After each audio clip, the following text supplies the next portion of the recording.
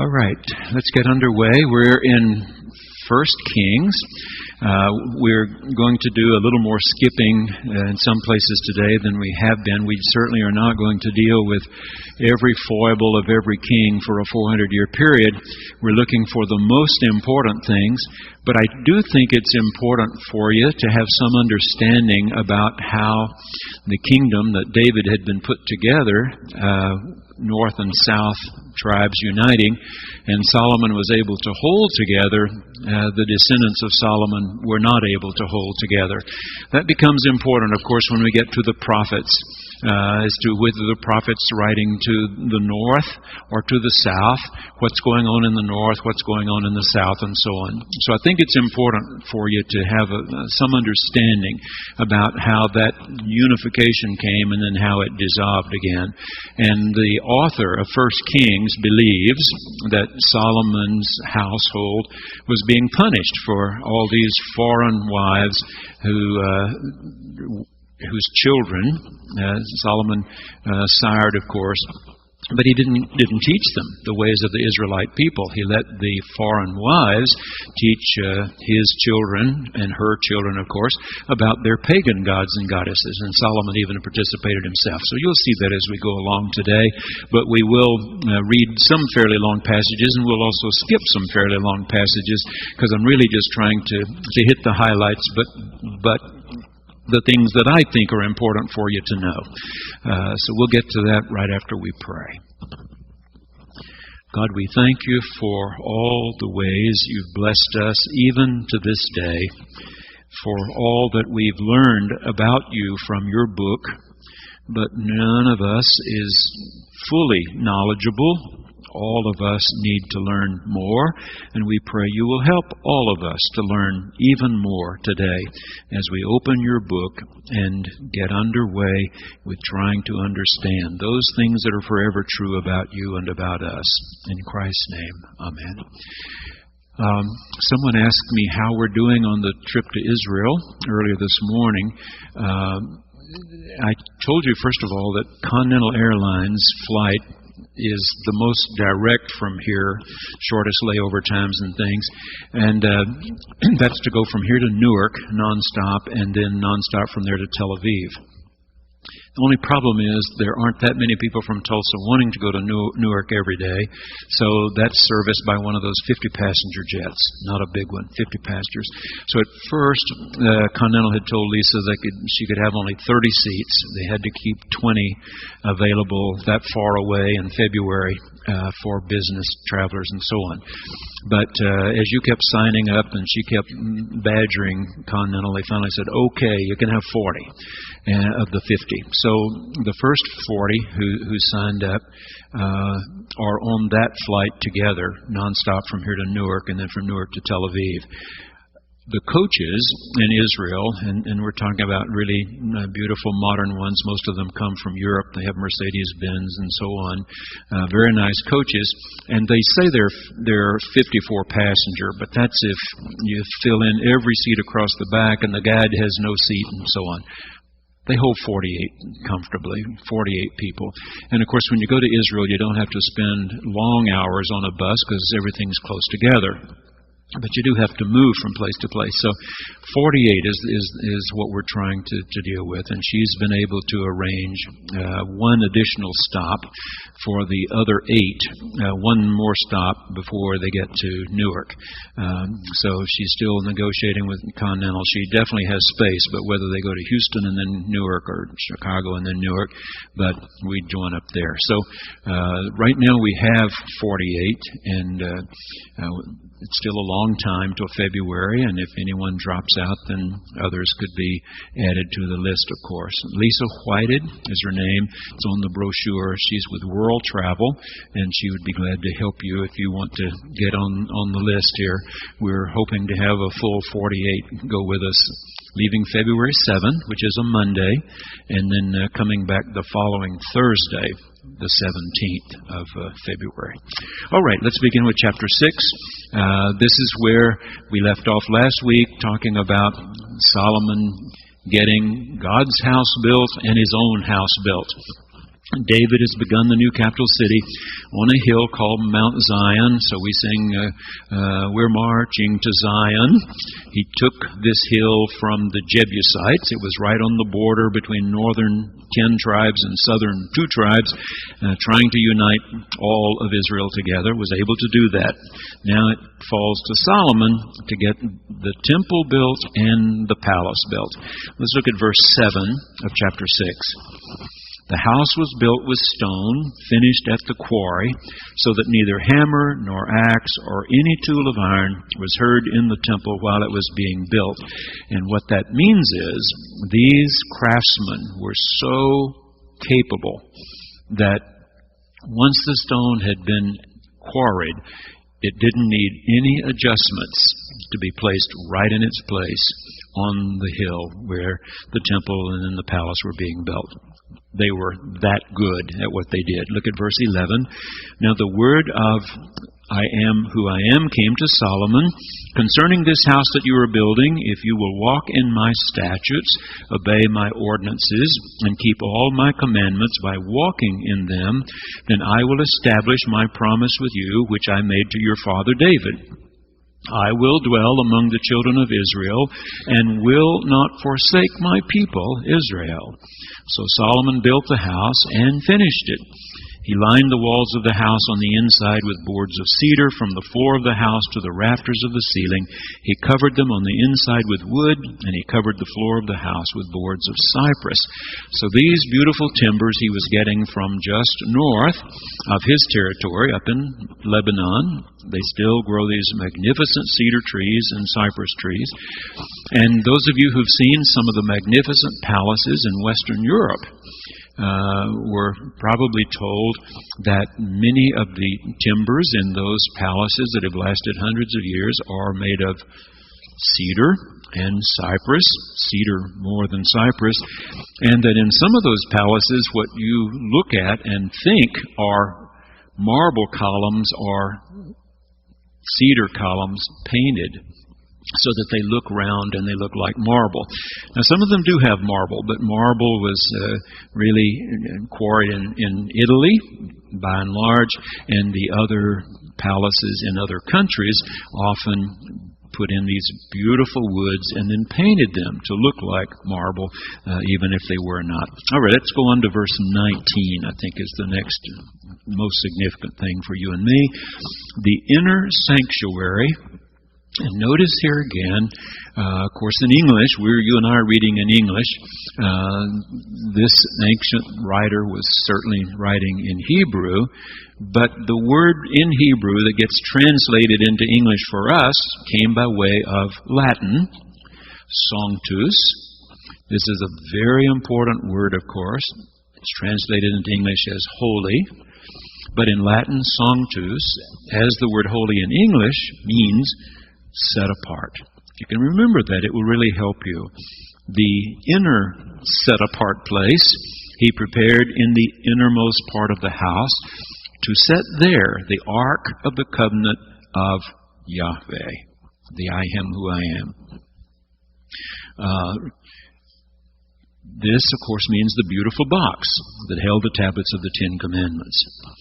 The interior of the inner sanctuary was 20 cubits long. Remember, a cubit is the measurement from the tip of the elbow to the longest finger. It's about 18 inches on most people, adults. The interior of the inner sanctuary was 20 cubits long, so about 30 feet. 20 cubits wide, 20 cubits high. So it's a perfect cube, in other words. It's a perfect cube, about 30 by 30 by 30. He overlaid it with pure gold. He also overlaid the altar with cedar. Solomon overlaid, and of course it doesn't mean he personally. Solomon's doing nothing except telling somebody what to do. There are craftsmen who are able to do that, but he gets the credit, of course. Solomon overlaid the inside of the house with pure gold, and he drew chains of gold across in front of the inner sanctuary and overlaid it with gold. Next, he overlaid the whole house with gold in order that the whole house might be perfect. Even the whole altar that belonged to the inner sanctuary he overlaid with gold. I wanted you just to see that because I think we'll get far enough today in our reading that you'll see already, after Solomon, just in the next generation, the king of Egypt is powerful enough to invade and take most of the gold out of the temple. It disappears, taken away to Egypt. So they don't maintain power for a very long time, but for a brief time. Now, when you get to Israel in February, usually when newscasts from any of the major networks originate in Jerusalem, the reporter will be standing on the top of the Mount of Olives. All right, and you'll see that spot. When you stand on the top of the Mount of Olives, and they're facing east with the camera pointing west over their heads, so that you can know you're in Jerusalem by the two mosques that sit atop the hill. All right. No Jewish temple, of course, since the Romans destroyed the second one in the year 70 of the first century of this era. Okay. In the year 70 of the first century of this era.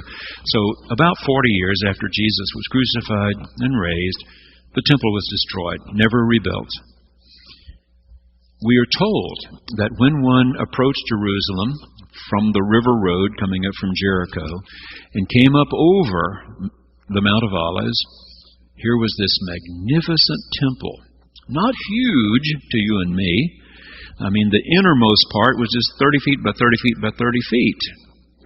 The Sanctum Sanctorum, the Holy of Holies, the most set apart places where the Ark of the Covenant was. All this beautiful gold. Well, when the Muslims conquered Jerusalem, they decided to build their mosques on top of the same hill. Because the Jews had held that it was on the top of that hill where Abraham had been willing to offer up Isaac, if God required that of him. In the Quran, it's not Isaac whom Abraham was willing to offer up, it was Ishmael. Hence, that becomes a very significant place for Muslims. And on that spot where the temple stood, now you have two mosques. You have the Al-Aqsa Mosque, which has a gray dome, and then you have the rock, as it were, which is covered with gold. And it was recovered with gold just a few years ago by Saudi Arabia and those who had lots of money. It was recovered. So that today when you come up over the top of the Mount of Olives and you're looking right across this little ravine called the Kidron Creek, we would call it, a little creek or a brook, you're looking right at those two mosques. So the same as when reporters go to Geneva, if you want people to know immediately this reporter is coming to you from Geneva, they have that tall water spout. Remember, the jet dark, they call it. And so when that water's spewing up out, this huge, long spout of water, well, you're in Geneva. When you see the two domes, you're in Jerusalem. That's where the temple was. Destroyed by the Babylonians in the 6th century, before the Common Era, destroyed the second one by the Romans in 70 of this first century. Okay, let's skip to verse 37. In the 4th year of their work, the foundation of the house of the Lord was laid in the month of Ziv, one of the Hebrew designations. In the 11th year, in the month of Bul, which is the 8th month, the house was finished in all its parts and according to all its specifications. So if you subtract 4 from 11, you see how long it took them, 7 years. He, Solomon, was 7 years in building it. But look at the first verse of the next chapter. Solomon was building his own house 13 years, and he finished his entire house. So even for Solomon, who's asked God for wisdom, we see who gets the greater wealth and the greater time and energy. God's house got 7 years, and then Solomon spent a lot more time having his own house built, a total of 13. So more than twice as long. All right, let's skip to the very end of that chapter. I don't think you and I need all those details, intimate details, about exactly what was in that temple and what was in Solomon's house. Let's look to verse 51. Thus all the work that King Solomon did on the house of Yahweh was finished. Solomon brought in the things that his father David had dedicated, the silver, the gold, and the vessels, and stored them in the treasuries of the house of Yahweh. Let's go on with chapter 8. Then Solomon assembled the elders of Israel and all the heads of the tribes, the leaders of the ancestral houses of the Israelites, before King Solomon in Jerusalem, to bring up the ark of the covenant of Yahweh out of the city of David, which is Zion. Okay, let me remind you that there were two hills right almost joining each other, little valley between them. But we're not talking huge valley, we're not talking huge hills. Turkey Mountain over there, that kind of hill. Not the Matterhorn or anything. So you had Mount Zion, where Solomon's temple, palace would be built, and then you have Mount Moriah, where the temple was built. These two hills right together there, and eventually the land was filled in so that you couldn't tell where one ended and the other began. But the beautiful box holding the tablets is still on one hill, and it needs to be brought over to the other hill where the new temple is. Skip down to verse 6. Then the priests brought the ark of the covenant of Yahweh to its place in the inner sanctuary. And that inner sanctuary, of course, comes to be known as the Holy of Holies, the most set apart of the set apart places. Or again, in Latin, it's the Sanctum Sanctorum, the Holy of Holies. Okay. In the inner sanctuary of the house, in the most holy place, underneath the wings of the cherubim, these beautiful wood carvings of the angelic kind of figures. Skip to verse 9. There was nothing in the ark except the two tablets of stone that Moses had placed there at Horeb. And notice again, when we first began our study, moving through the Bible again, I told you that the two oldest traditions we had, by that oral stories told around campfires, the two oldest ones that we know about we call J and E. And one of those consistently calls the mountain where the burning bush was, where Moses received the Ten Commandments, Sinai. And the other one consistently calls the same mountain Horeb. Remember? Okay. So sometimes you see one name used and sometimes you see the other used because J, and we think probably these two traditions came from the two different tribal groups, one from the southern tribes and one from the northern. The stories were told in slightly different ways around the campfires of the families who had something in common. 10 sons of not favored wife, 2 sons of favored wife Rachel. Okay, remember? All right. So here it's called Horeb. It is Sinai. It's the same place where Yahweh made covenant with the Israelites when they came out of the land of Egypt. Remember, Moses had seen the burning bush, had heard God telling him to go back to Egypt, that God would visit plague upon Pharaoh till he would be so exasperated he would let these many slaves go free.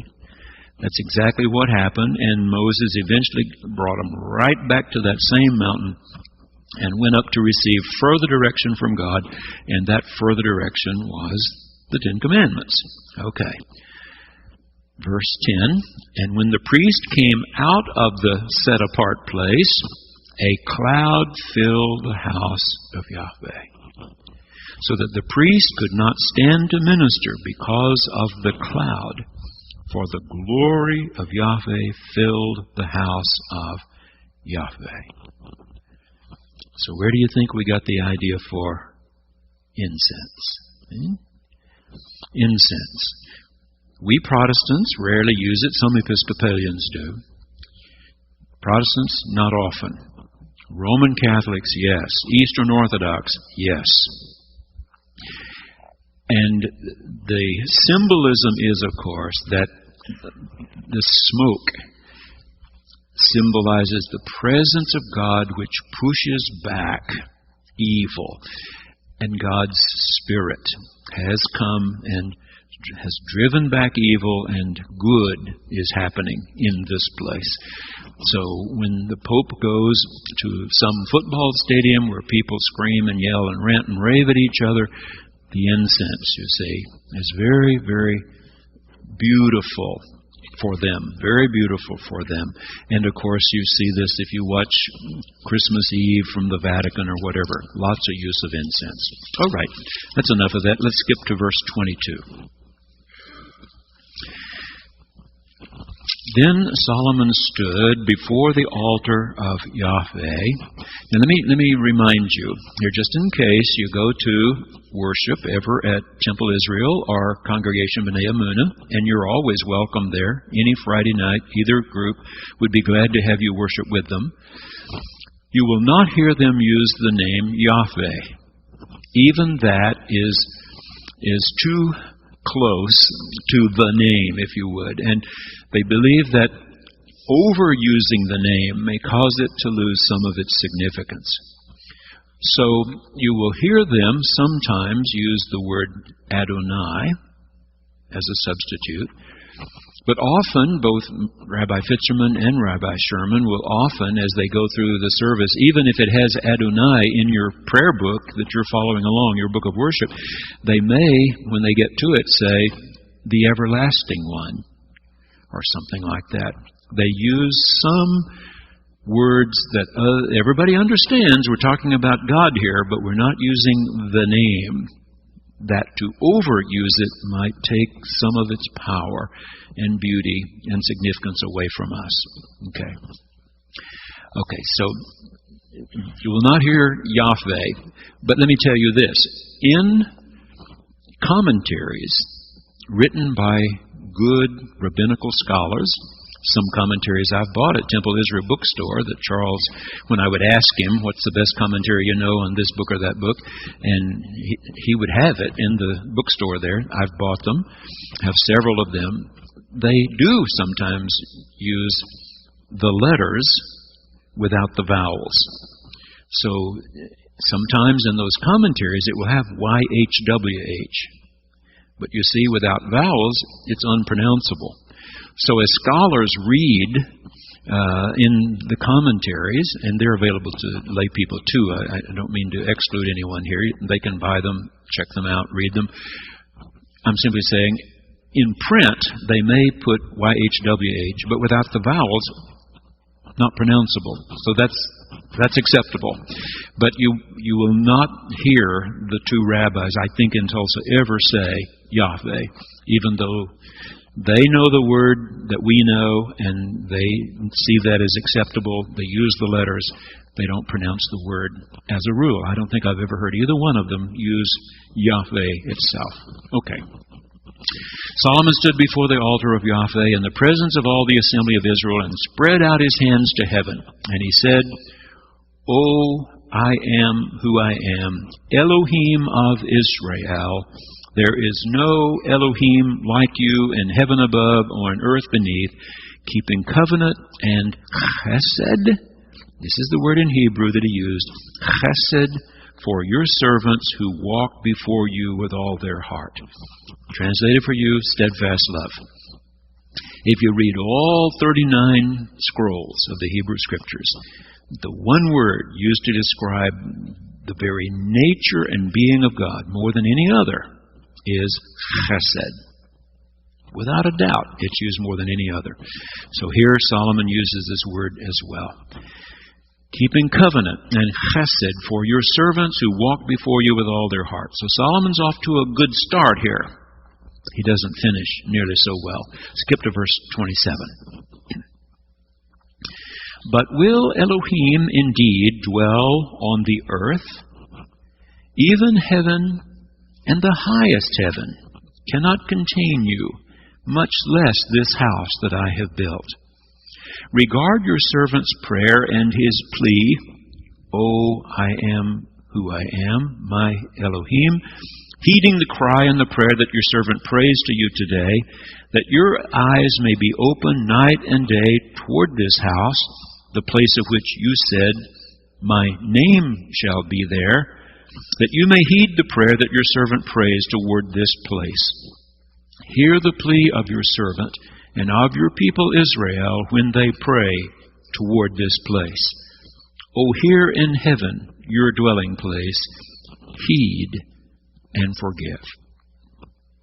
That's beautiful, isn't it? It's beautiful. We've built this magnificent place. We've set it apart, but we know that one who could create the heavens and the earth cannot be contained in one building, any building. Yet you've told us we can put your name here. I am who I am, but again, Rabbi Zimmerman and others have said, but it can also mean I will be who I will be, or I am becoming who I am becoming. And just a couple of Sundays ago, I reminded you that one of the great German theologians of the Torah, a Christian who spent his adult lifetime dealing with the Torah for us Christians, said he believes God meant by that name, I will be the one you need me to be. That's what God was saying. I'll be who I am. I'll be the one you need me to be. Get on the road to Egypt. Okay. Let's skip to verse 41. I put this in because there are times in Israel's history when they felt threatened, when they felt that they might cease to exist as a separate people, when they really circle the wagons and try to get their young people to marry only within their faith community. They lived in neighborhoods of major cities. Rabbi Sherman said when he grew up in Pittsburgh, Pennsylvania, he and Nancy, they lived in a Jewish neighborhood. They shopped in that neighborhood, so Jews owned the grocery stores and Jews owned the clothing stores and Jews taught at the schools. It was in Pittsburgh, Pennsylvania, but it was a Jewish neighborhood. Now, they weren't the only ones, of course. Father Bernie Sienna, who just left Casher Hall School after being headmaster there for, I think, 13 years or so, he was just made head of all of that same order of schools in North America. I mean, has a huge new job, and he's going back to Chicago, from which these schools are all run, but it's his hometown. His mother and father are still living, and they're ecstatic, he said, that he's getting to come back to Chicago. But he said, I grew up in Chicago, and everybody I knew was a Roman Catholic. Not only a Roman Catholic, an Italian Roman Catholic. Bishop Slattery has said he grew up in Chicago in an Irish Catholic neighborhood. Not where Bernie grew up, an entirely different part of Chicago. And these two communities really didn't know each other very well.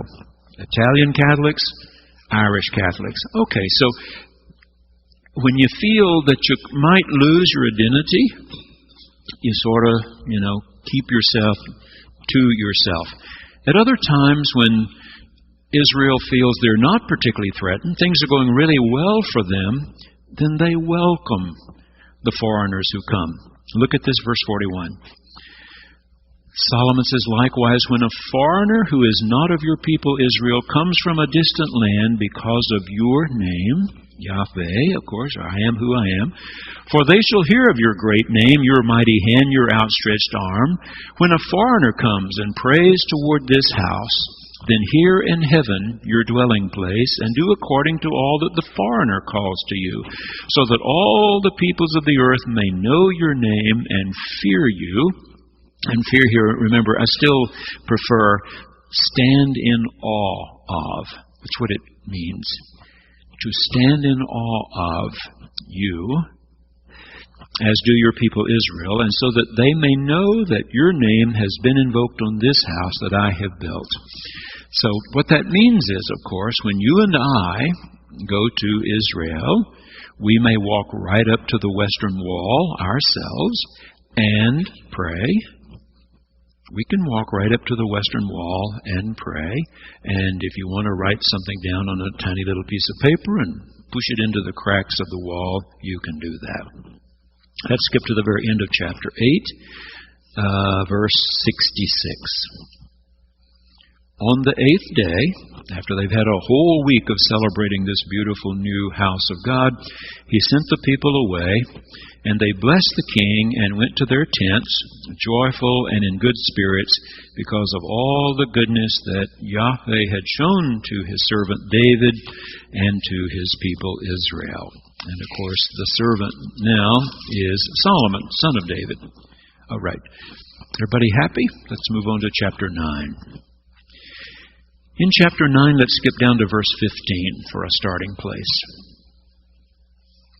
You and I, and I've mentioned this before, but I just don't want you to forget it, we see these beautiful palaces in Europe and other parts of the world.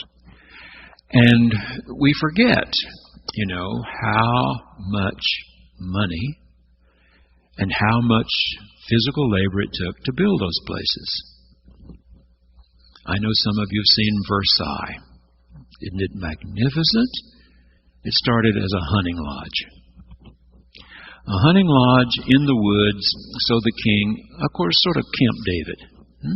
A Camp David, where the king could get out of the city of Paris for a weekend or two and shoot some birds.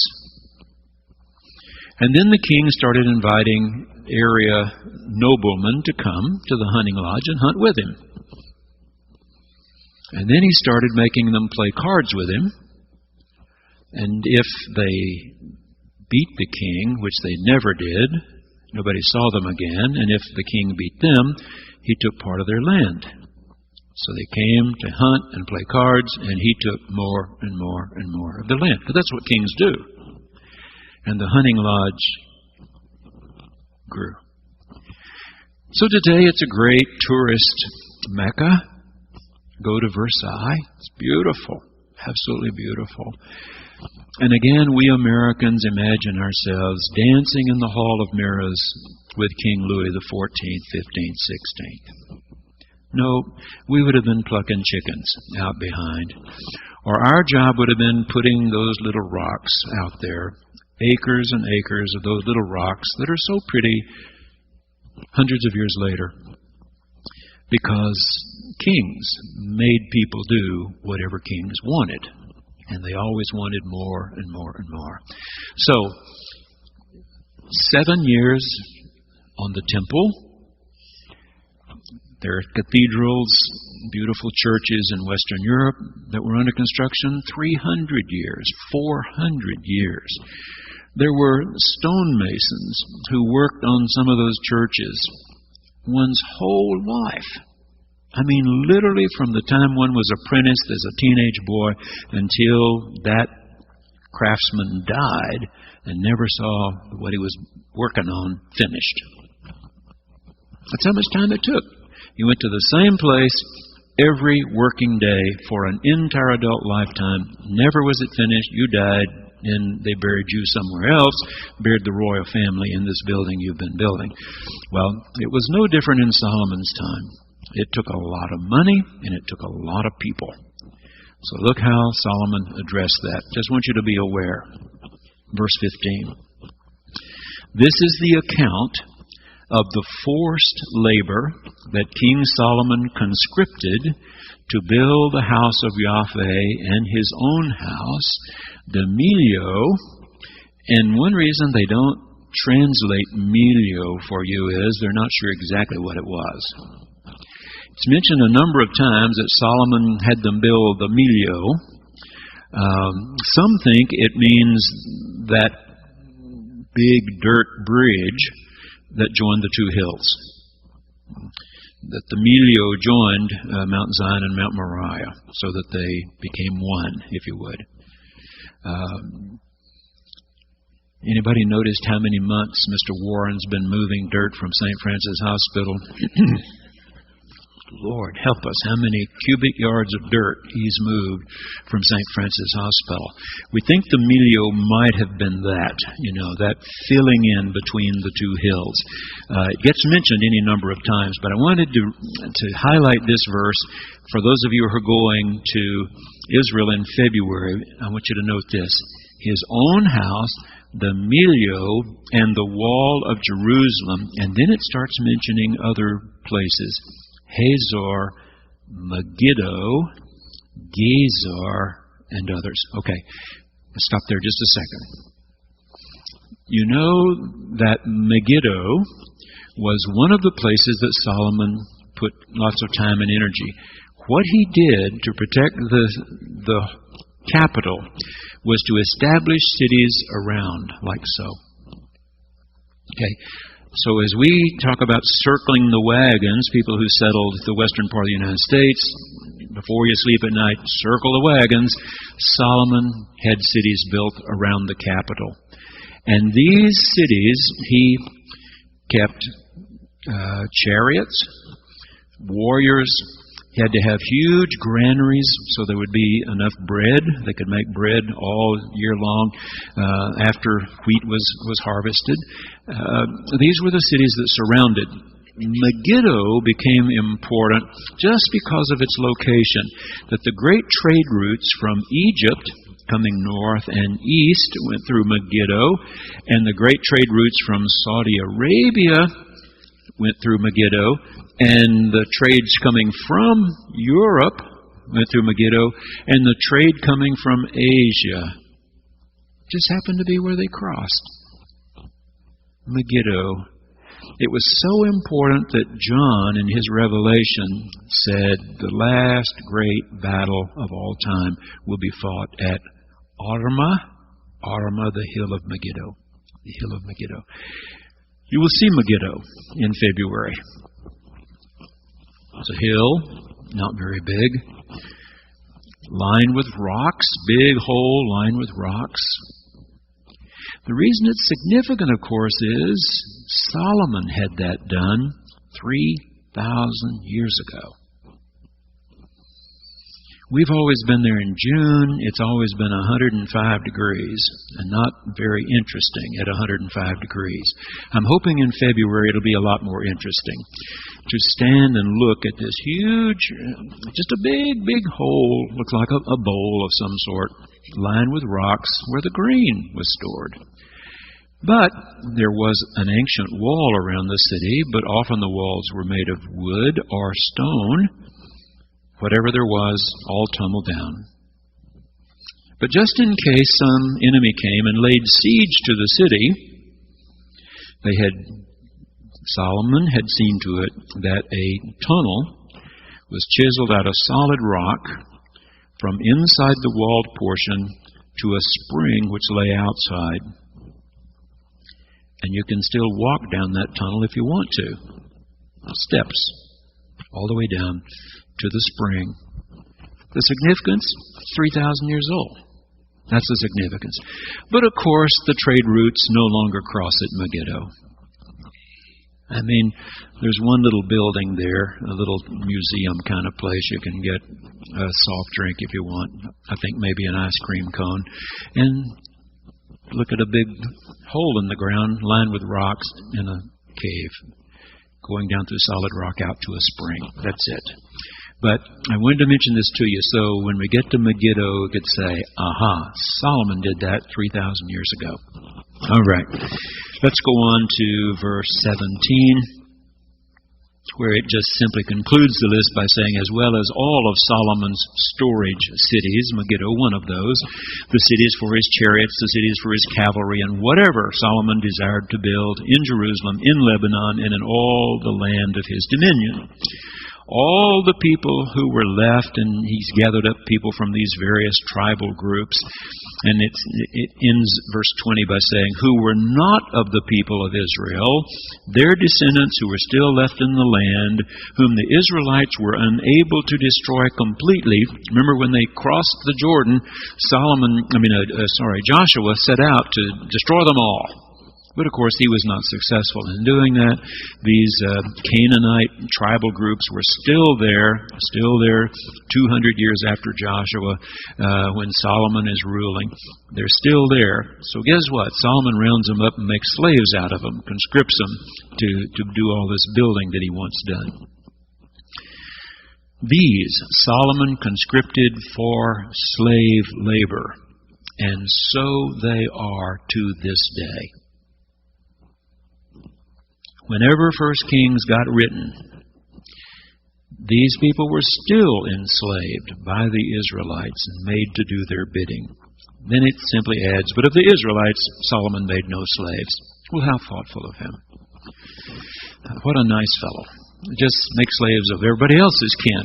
Even though he's begged God, if they manage to get to Jerusalem and to this beautiful building I built, hear their prayers. Meanwhile, I'm making slaves out of all of them. Okay, chapter 10. This famous story about the Queen of Sheba. Gregory Peck played Solomon. Who played Sheba? Susan Hayward was Sheba. And Hollywood imagined some great romantic tryst between the two of them. You won't find it here in the Bible. But, why ruin a good movie with the truth? It does say she came, and you can use your imagination as to what happened, but the Bible doesn't say there was any sort of tryst here. Let's go with chapter 10. The story is important for you and me just because you've always heard of Solomon and Bathsheba, this Queen of Sheba who came to Jerusalem. But also it's told by this writer on writing material that was very expensive and hard to come by. So it was important to him to tell you the story, to show how powerful Solomon was, how popular he was, so that other kings and queens beat a path to his doorway and were so smitten with his great wisdom that they bestowed fantastic gifts on him. And I want you to hear it because we need to contrast it with what happens to the next king when somebody comes and takes all this stuff that he's accumulated. Okay, let's go with chapter 10, just part of it. When the Queen of Sheba heard of the fame of Solomon, fame due to the name of Yahweh. So this writer doesn't want you and me to forget that anything and everything Solomon was a gift of God. She came to test him with hard questions. She came to Jerusalem with a very large retinue, with camels bearing spices, very much gold and precious stones. And when she came to Solomon, she told him all that was on her mind. Solomon answered all her questions. There was nothing hidden from the king that he could not explain to her. When the Queen of Sheba had observed all the wisdom of Solomon, the house that he had built, the food of his table, the seating of his officials, and the attendance of his servants, their clothing, his valets, his burnt offerings that he offered at the house of Yahweh, it just left her breathless. There was no more ruach in her. So she said to the king, "The report was true that I heard in my own land of your accomplishments and of your wisdom, but I did not believe the reports until I came and my own eyes had seen it. Not even half had been told me. Your wisdom and prosperity far surpassed the report that I had heard. Happy are your wives. Happy are these your servants who continually attend you and hear your wisdom. Blessed be Yahweh, your Elohim, who has delighted in you and set you on the throne of Israel. Because Yahweh loved Israel forever, he has made you a king to execute justice and right standing." Then she gave the king 120 talents of gold, a great quantity of spices and precious stones. Never again did spices come in such quantity as that which the Queen of Sheba gave to King Solomon. Verse 13. One should reciprocate such generosity. So meanwhile, King Solomon gave to the Queen of Sheba every desire that she expressed, as well as what he gave her out of Solomon's royal bounty. Then she returned to her own land with her servants. Nothing there about a tryst, about romantic interlude. You can make up one if you want to. It isn't there in the Bible. Skip to verse 23. Thus King Solomon excelled all the kings of the earth. And remember, this writer doesn't know about all the kings of the earth. He knows about the Middle East. And so from the folks he knows, Solomon was bigger and better and richer than them all. The whole earth sought the presence of Solomon to hear his wisdom, which Elohim had put into his mind. And every one of them brought a present, objects of silver and gold, garments, weaponry, spices, horses, mules, so much, year by year. Those of you who've been to Delphi in Greece have been told the story of the oracle, a woman who lived up there in the mountains, who was supposed to have unusual wisdom, insight, so that people came by the hundreds and hundreds to seek advice from her. I've told you that they would come and offer sacrifice. These were not Christian people, these are pagans. The pagans would come and seek advice and then offer sacrifice. Finally, there were just more animals than they could kill and roast and eat. So she had people, they had this worked out very well so that pilgrims came from one side of the mountain and handed over their animals, and they were taken down the other side of the mountain and around the mountain and sold again to people coming up the mountain. She became very wealthy. Still today, it's an interesting place to go because you see, all those years later, how much wealth was lavished on her by people who came and felt she had given them good advice. So they're little shrines, almost. They look a little like columbaria at the cemetery. Some of the families build these very expensive little marble boxes and things to put members of their family in. And that's what it looks like up there at the Oracle of Delphi. You can see all these different things that were given to her. So you get some feel for what this writer is trying to tell you happened to Solomon and in Solomon's time. A lot of people came to him. They were really impressed, so they gave him a lot of valuable things. Chapter 11. Here comes the problem. King Solomon loved many foreign women, along with the daughter of Pharaoh. We've already been told that he married her. Now notice the number of tribes from which he took wives. Moabite, Ammonite, Edomite, Sidonian, Hittite women, from the nations concerning which the Lord had said to the Israelites. And here is a time when they felt threatened, and there would be other times by the time this writer is putting down these stories, they feel threatened again. They believe God had said, "You shall not enter into marriage with them, neither shall they with you, for they will surely incline your heart to follow their Elohim." Solomon clung to these in love. Among his wives were 700 princesses, 300 concubines, and his wives turned away his heart. Now remember that the Hebrew word for repentance is sub, which means to turn or return. In this case, Solomon is turning away from the one true God to the multiple gods of his wives. They were polytheistic, that is, multiple gods.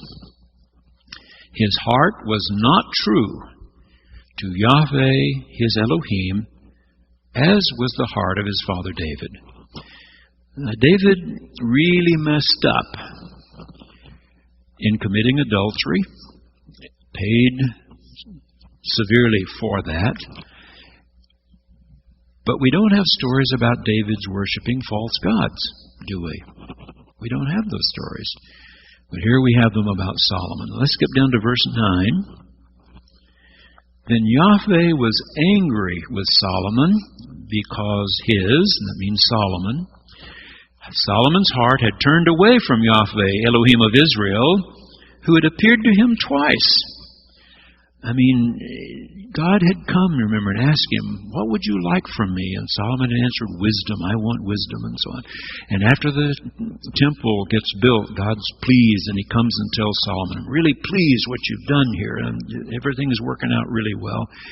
And had commanded him concerning this matter that he should not follow other Elohim, but Solomon did not observe what Yahweh commanded.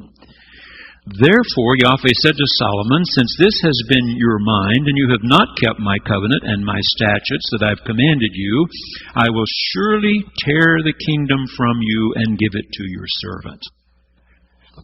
Notice what it says, to your servant. Not one of your sons. And what you're going to find out is that one of his sons gets to rule over the south, but not the north. The north will be ruled over for years by a servant of Solomon. So notice already this author knows that and is telling you, and will give it to your servant, yet for the sake of your father David, I will not do it in your lifetime. I will tear it out of the hand of your son. And what he means tear out is the 10 northern tribes. I will tear out of your son's hand the 10 northern tribes. I will not, however, tear away the entire kingdom. I will give one tribe to your son for the sake of my servant David and for the sake of Jerusalem, which I have chosen. God's not abandoning this city. The city will continue to be very important. All right, let's skip down to verse 26, I think. And here we meet the servant. His name is Jeroboam. So it says, Jeroboam, a servant of Solomon, rebelled against the king. See that? The following was the reason he rebelled against the king. Solomon built the Milio, whatever that was, they weren't happy about it, and closed up the gap in the wall of the city of his father David. That's why we think it means you came out of one hill and its fortification, Mount Zion, went into the other where the temple was, Mount Moriah, and that Solomon closed the gates and filled in, that the Milio was the dirt, the fill between the two hills. That's what we think it was. But even Jews are not sure, so they also just put down Milio. That's what it says. We're not sure exactly what it was.